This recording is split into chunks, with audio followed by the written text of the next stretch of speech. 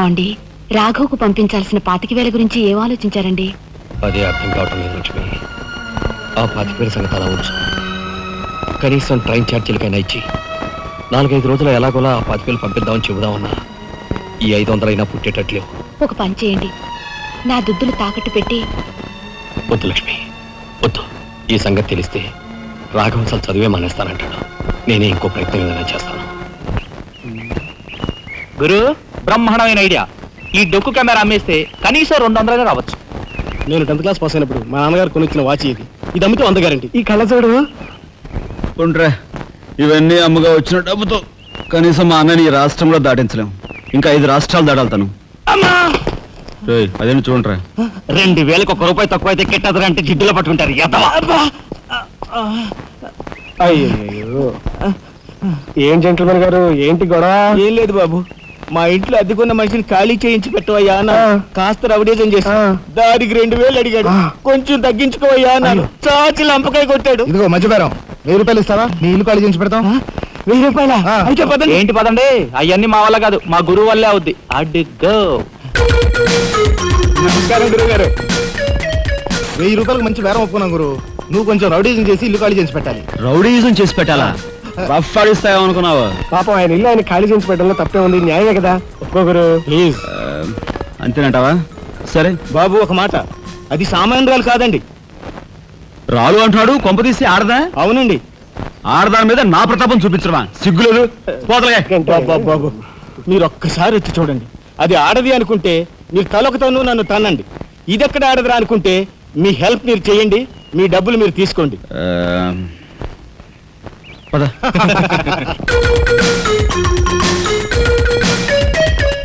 ఇదేనండి ఇల్లు. చెప్పానుగా, వెళ్ళు. తప్పదంటారా? మరేం భయం లేదు, వెళ్ళు. వెంట్రా.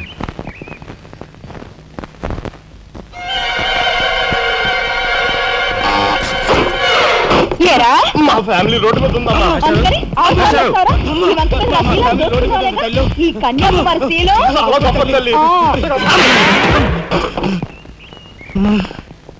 అయ్యా, అమ్మా, వద్దు అన్నాను.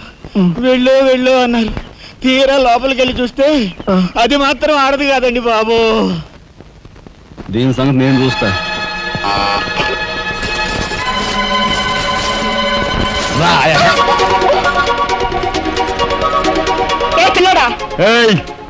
నా చెయ్యి పట్టుకుని బజార్కి లాగేంత మగాడువా నువ్వు?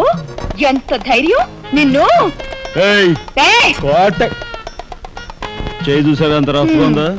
నాతో పెట్టుకోకు, రఫ్ ఆడించేస్తా. నువ్వు నాతో పెట్టుకోకు, నీ పని చెప్తాను. సూరమ్మత, అప్పాయమ్మ, వెంకాయమ్మ, సీతమ్మత. పొడుస్తా. పీకు, నీ బోటు పీకు. ఈ కత్తి ముయ్. పొడుస్తా. బోటు పీకో. కత్తి ముయ్. బోర్డు పీకో. రాయ్, మీరు లోపలిరా. దీని తాలూకా ఏది దొరుకుతా తీసి బయటపడండి. హలో మేడం, ఒక్క ఫోటో. Just wait. గొంతు పుడుస్తా. పోదలే పీకో.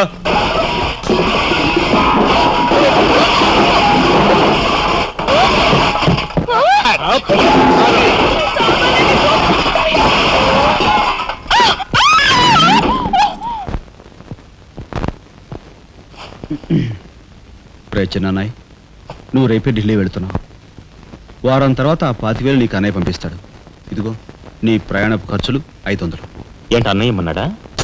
అన్నయ్య ఆజ్ఞ అనుకో, నా రిక్వెస్ట్ అనుకో. ఇస్తున్నాను, తీసుకో. ఈ డబ్బు నీకెక్కడిది? యక్ష ప్రశ్న వెయ్యొద్దు. ఇస్తున్నా, తీసుకో. అంతేగాని ఎక్కడి నుంచి వచ్చాయి, ఎలా వచ్చాయని డీటెయిల్స్ మాత్రం అడగ. డబ్బులు నీకు ఎక్కడైరా? చెప్పానా? యక్ష ప్రశ్న నేను. ఎక్కడదా ఈ డబ్బు నీకు? అన్నయ్య చిక్కు చిక్కు. అదే ఈ డబ్బు ఎక్కడదా నీకన్నా అడుగుతున్నాను. చెప్పరా? అలా దబాయిస్తా ఉంటానే. నేను దొంగతనం చేసినట్టు, జోబులు కొట్టేసినట్టు. అయితే రౌడీ ఏం చేస్తాం? పాయించావా? నాన్న రౌడీని కాను. అయితే అప్పు చేసావా? అది చేయికి ఇది చేయికి ఇంతలో నీకు ఇంత డబ్బు ఎలా వచ్చిందిరా? ఏమిట్రా పెద్దోడా దబాయింపు? వాడు ఏం చెప్తే అది నిజం. వాడు ఎవరనుకుంటున్నావు? సాక్షాత్తు అన్నయ్య, ఇప్పుడు వివరాలు ఏమీ అడగద్దు. అన్ని తర్వాత వివరంగా చెప్తాను. వివరంగా చెప్తాడు. వదినా, తప్పు. వదినా. ఏం బాబు? ఇదిగో వదినా, అన్నయ్య కోరిక ప్రకారం నీకు పట్టు చీర, బంగారు నగలు. బంగారు నగల బంగారు నగలు అంటే బంగారు లాంటి గిల్ట్ నగలు. అయితే రాత్రి మేము మాట్లాడుకున్న మాటలు. అన్నయ్య, ఇప్పుడు వివరాలు అడగద్దు, అన్ని తర్వాత వివరంగా చెప్తాను అన్నానా? ఇప్పుడు వివరాలు ఏం అడగద్దు, తర్వాత అన్ని వివరంగా చెప్తానన్నాడా? ఆ వివరాలు నేను చెప్తాను.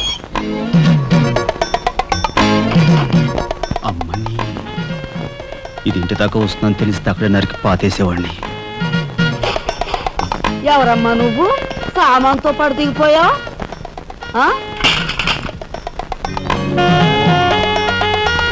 రావే రఫ్ పడతా. Excuse me.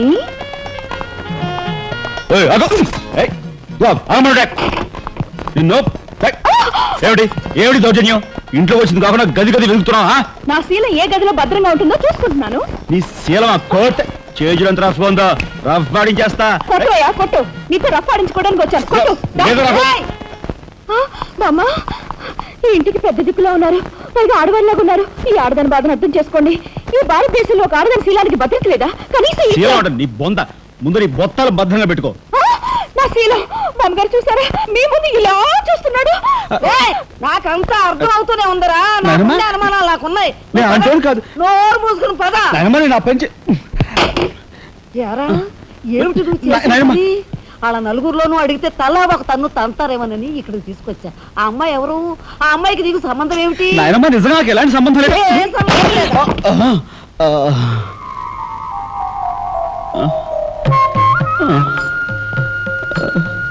శబరి, ఏం జరిగింది? అయ్యో దేవుడు, నువ్వు వచ్చావా? అవును శబరి, నా శబరి ఆవేశం చూసి ఏం జరుగుంటుందా అని వచ్చాను. ఏం జరిగింది? ఇంకా ఆవేశం ఏమిటయ్యా? నీ అంశతో పుట్టిన నీ మనవడు ఏం చేశాడో చూడు. ఆ అమ్మాయిని ఎవరినో తీసుకొచ్చాడు. ఏనాడైనా మన ఇంటా ఉంటా ఉందా? శబరి, నువ్వు అనుకున్నట్టుగా చిన్నవాడు అలాంటి వాడు కాదే. నువ్వు అనవసరంగా ఆవేశపడు. చాలేవయ్యా అని సమర్థిస్తున్నావు. ఆ పిల్లవో నా శీలమో నా శీలమో నేను రోడ్డును పడ్డా అని అంటుంది. ఇప్పుడు ఏ ఆధారం లేని ఆ పిల్లని మన ఇంట్లో పెట్టుకోవాలా అక్కర్లేదా? చూడు శబరి, నువ్వు కొంచెం చూసి చూసినట్టు. ఏంటి చూసుకోపోయేది? నాయనమ్మా, ఏం జరిగింది?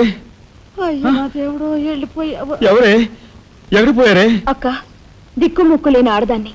భద్రత లేని ఏ ఇంట్లోనైనా ఉన్నాననుకో, నా శీల రౌడీల పాలవదా? పోనీ భద్రతగా వెళ్ళి ప్రయత్నిద్దామన్నా వేల మీద డిపాజిట్ కట్టాలి. శీలవతనైనా నేను అంత డబ్బు ఎక్కడి నుంచి తీసుకురాను? నేను ఆ అమ్మాయి విషయంలో ఒక నిర్ణయానికి వచ్చాను. నువ్వు నాకు అడ్డు పడ్డావో నా మీద ఒట్టే. నాయనమ్మా, నీకు అనుకూలమైన ఇల్లు దొరికే వరకు నువ్వు ఇక్కడే ఉండమ్మా. నిజమండి? అవునమ్మా, నువ్వు ఇక్కడే ఉండు. బామ్మ, తప్పుకోండి చిన్న బాబు గారు. బామ్మ, మీరైనా నా బాధను అర్థం చేసుకున్నారు. నా రూమ్ ఎక్కడా? రైటా లెఫ్టా? రైటే, బాత్రూమ్ ఉంది, వెళ్ళు. ఎవరు మీరా?